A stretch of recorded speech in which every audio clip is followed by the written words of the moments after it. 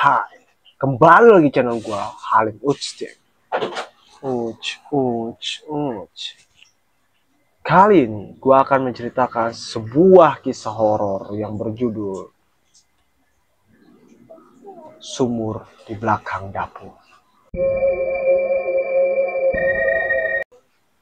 Kisah ini diceritakan oleh narasumber yang kita sebut aja namanya Retno.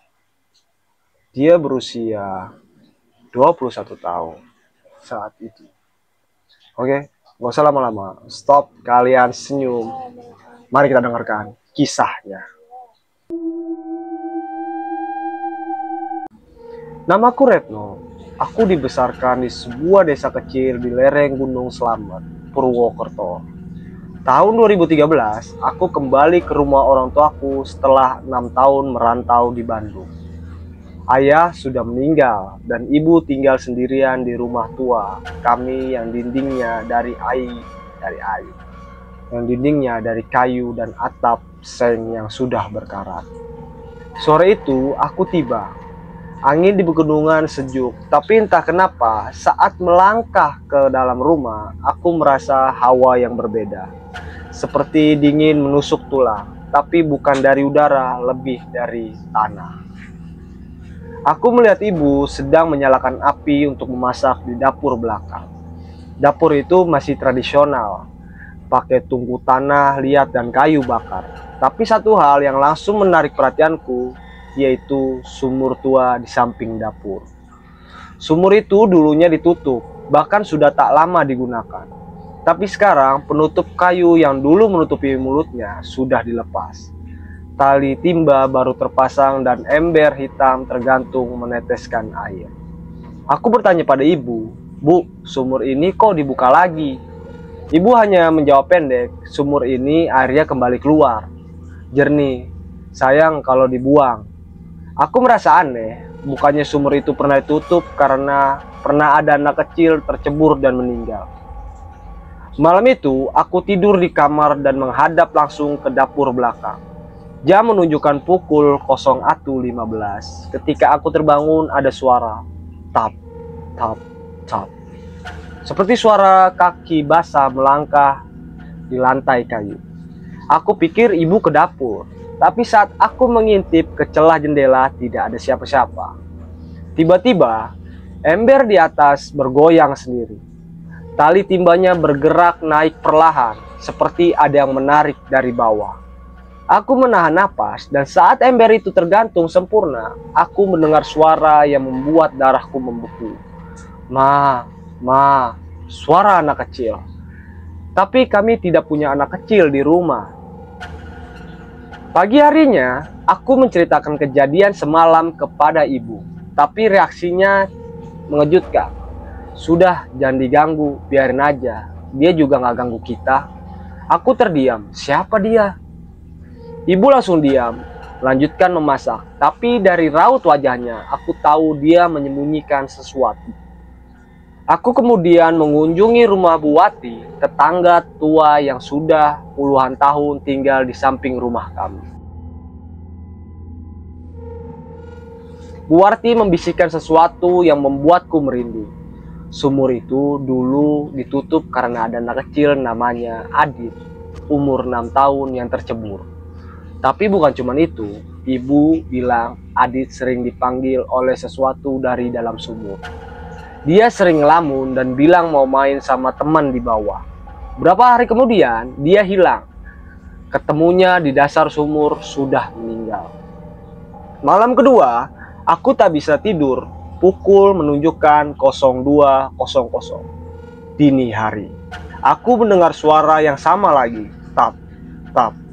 Tapi kali ini bukan hanya suara langkah. Aku melihat bayangan kecil di balik tirai dapur. Seperti siluet anak-anak berdiri menatap ke arah sumur. Aku langsung nyalakan senter, berlari ke dapur, dan tak ada siapapun. Tapi ember di sumur kembali penuh, padahal tidak ada yang menimba. Dan lebih anehnya lagi, airnya berwarna merah muda, seperti bercampur darah tipis. Besoknya, aku melihat ibu berbicara sendiri. Ibu duduk di dekat sumur, tersenyum seperti sedang bercanda dengan seseorang. Iya, nanti ibu bikinin jajan. Ya, jangan ganggu Kak Retno ya. Aku mengintip dari balik tembok. Aku mengintip dari balik pintu, tak ada siapapun. Ibu ngomong sama siapa? Tanyaku dengan napas tertahan. Ibu hanya menjawab, Adit minta dibuatkan gorengan. Aku nyaris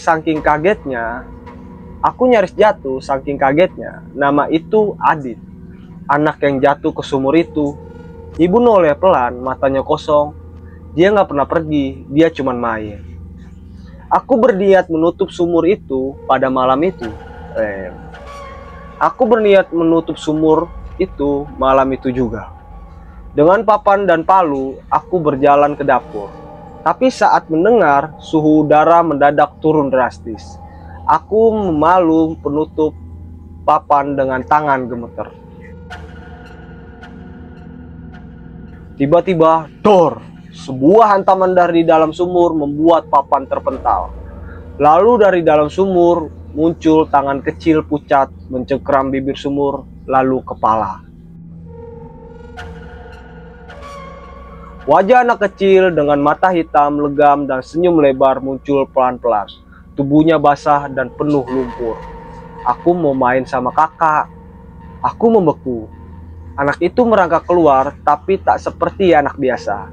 Gerakannya patah-patah, tidak alami, seperti makhluk patah tulang yang dipaksakan hidup kembali. Aku lari ke kamar, mengunci pintu, dan membaca ayat kursi sekeras mungkin. Di luar, suara langkah kaki kecil dan ketukan pintu terdengar pelan, tapi terus-menerus. Pagi harinya, ibu menghilang. Aku menemukan pintu di depan dapur terbuka. Ember sumur tergantung setengah dan tidak ada ibu. Aku mencari ke seluruh rumah, ke rumah tetangga, tidak ada yang tahu. Aku hanya menemukan satu benda di pinggir sumur, yaitu pita rambut ibu, basah dan berbau tanah. 3 hari setelah hilang ibu, 3 hari setelah ibu hilang, aku masih tak bisa tidur. Polisi datang memeriksa rumah, termasuk sumur yang katanya sudah ditutup permanen. Tapi mereka hanya menemukan tanah padat, tidak ada lubang, tidak ada air, tidak ada sumur. Apa kamu yakin ini sumur, Mbak? Tanya salah satu petugas. Aku menunjuk ke tempatnya. Saya yakin, disitulah saya menimba air, disitulah ibu terakhir berdiri. Tugas hanya saling pandang, gak ada bekas-bekas galiannya. Ini tanah utuh, keras sudah puluhan tahun gak digali. Aku tercekat. Lalu bagaimana dengan ember, dengan tali timba yang terbiasa kugunakan, dengan tali timba yang biasa kugunakan? Seketika aku merasa semua mulai menganggapku gila. Aku memutuskan menginap di rumah sakit gila. Aku memutuskan menginap di rumah sakit jiwa. Ya, mungkin kamu pikir aku menyerah, tapi aku hanya ingin membuktikan bahwa pikiranku masih sehat. Aku datang ke rumah sakit jiwa Banyumas, daftar untuk sesi evaluasi psikologi. Dokter yang menangani bernama Dr. Sinta, perempuan muda, tenang, dan tidak meremehkanku. Setelah sesi pertama, ia berkata, kamu tidak halusinasi, kamu hanya trauma. Pernahkah kamu kehilangan seseorang sebelum ibumu? Aku menelan, menggeleng pelan. Tapi jauh di dalam ingatanku, seperti ada pintu lama yang terkunci dan kini mulai retak. Malam itu, aku bermimpi, aku masih kecil bermain di samping sumur yang sama. Ada seorang anak laki-laki sebaya denganku, tertawa ceria sambil mengejar capung. Adit, gumamku dalam tidur. Lalu dalam mimpi itu, Adit terpleset, aku melihatnya jatuh.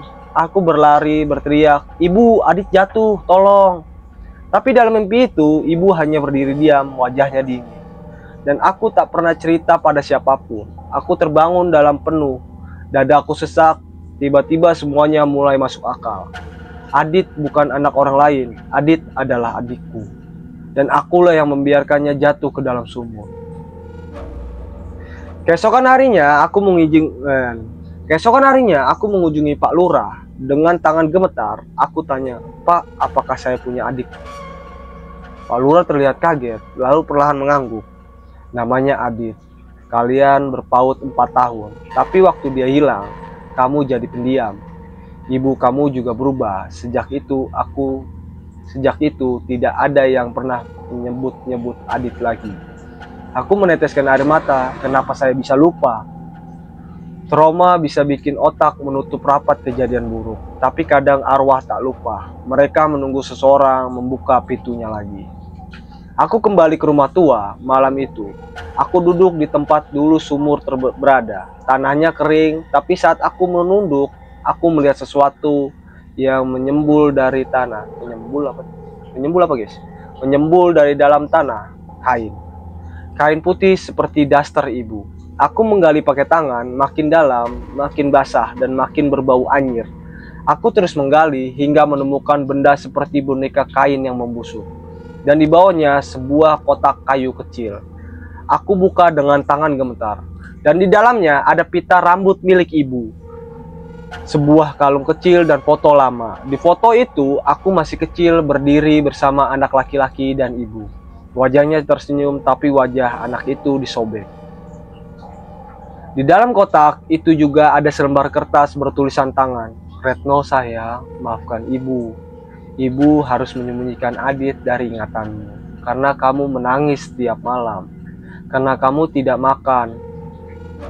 Kamu berbicara sendiri. Ibu tak sanggup melihatmu rusak seperti ibu. Tapi ibu salah. Adit bukan hilang. Dia masih di sini, di dalam kita. Ibu cuman ingin bersamanya, walau harus masuk ke dalam tanah. Tanganku gemetar membaca itu. Jadi ibu sengaja datang ke sumur itu malam-malam untuk menemui Adit. Aku memperlihatkan semua bukti pada dokter Sinta. Ia memandangku dalam-dalam. Retno, kamu kuat. Sangat kuat. Kamu bukan gila. Kamu cuma sendirian menghadapi trauma yang terlalu besar sejak kecil. Jadi sumur itu nyata. Tapi bukan sumurnya yang nyata, tapi rasa bersalahmu dan rasa rindumu. Aku menangis, tapi kenapa ibu bisa lenyap? Kenapa ada suara, ada penampakan, bahkan rekaman CCTV yang aneh? Sinta menunduk. Kadang luka batin bisa menjelma menjadi hal fisik. Trauma yang dalam bisa meretas batas antara dunia lain dan dunia yang tak terlihat. Kita lanjut. 7 hari setelah kerangka itu ditemukan, rumah kami ditutup polisi untuk diinvestigasi. Namun malam-malam aku tetap diganggu oleh mimpi-mimpi aneh. Dalam mimpi itu, aku kembali berdiri di samping sumur. Adit memanggilku. Kakak, turunin aku. Aku nggak bisa naik sendiri. Mimpinya selalu berakhir saat aku mengulurkan tangan dan suara ibu terdengar memanggil dari kejauhan. Retno, jangan buka lagi, tutup sumurnya. Aku bangun dengan peluh membasahi tubuh. Napasku tersegal, tapi aku merasa aku harus kembali. Pak Lurah dan beberapa warga sepakat mengadakan selamatan untuk menutup sumur secara spiritual. Seorang kiai dari desa sebelah diundang untuk memimpin doa. Sumur ini bukan hanya tempat jasad dikubur, kata kiai itu.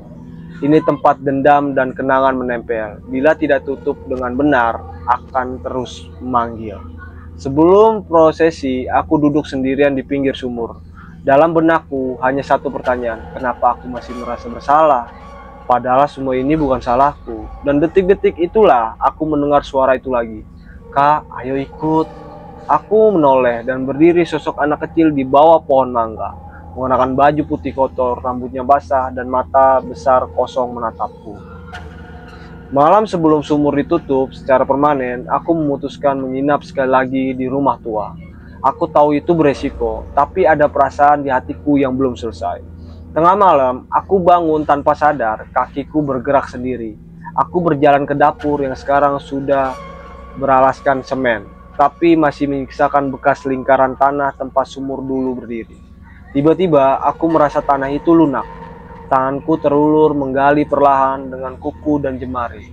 Dan tanahnya seperti hidup, seperti menyambutku. Aku mencium bau lumpur basah, lalu terdengar bisikan. Sini, aku rindu, Kak. Aku menangis sambil berlutut. Suara itu bukan mengerikan, justru terdengar begitu akrab.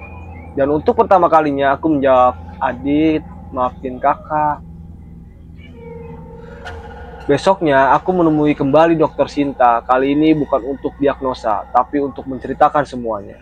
Ia mendengarkanku penuh perhatian. Lalu ia mengajakku ke seorang wanita tua, yaitu Mbah Sri, seorang perawat spiritual yang pernah membantu korban trauma berat dengan pendekatan batin dan doa.